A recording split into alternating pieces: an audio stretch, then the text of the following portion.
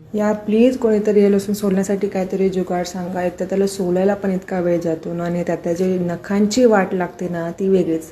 चला सोडा. मला ना खूप दिवसापासून मुळ्याच्या पानाची भाजी ट्राय करायची होती, तर शेवटी आसाचा मुहूर्त लागलाच. पहिले मुळ्याचे पानं असे छान निवडून घेतले. भाजी थोडीशीच होती आणि दुसऱ्या साईडला ना मला भेंडी पण करायची होती. तर मी ना हे असं भेंडीमध्ये ना थोडंसं मीठ टाकून पाण्यामध्ये 10-15 मिनटं ठेवत असते, जेणेकरून त्यावर जी औषध फवारणी केलेली असते ती निघून जाईल. आणि असं 7-8 भेंड्या एका कटी ठेवून कापत असते, जेणेकरून पटपट पटपट पटपट कापून होतील. ते होतंय तो लगेच दुसऱ्या साईडला भाजीची तयारी करून घेतली. लसूण अद्रक ठेचून घेतलं, सॉरी अद्रक नाही, हिरवी मिरची. आणि तिसऱ्या साईडला लगेच भेंडी परतवायला टाकली.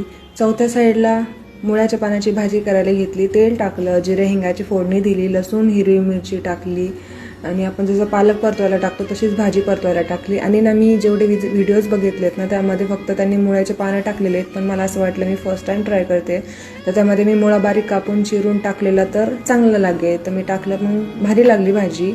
ते झाल्यावर मी वरतून थोडीशी हळद टाकली. हळद झाल्यावर लाल तिखट पण टाकली. मग काय माहिती नाही का बरं, मला असं वाटतं की हिरवी मिरची आणि लाल तिखट सोबत टाकलं तर टेस्ट चांगली येते आणि खरंच चांगलं येते. आणि खाली कडेला डागू नये, म्हणजे मी असं एक्स्ट्रा वगैरे काय पाणी नाही टाकलं, पण खाली डागू नये ना म्हणून झाकण्यामध्ये असं थोडंसं पाणी टाकते, जेणेकरून खाली चिटकणार नाही.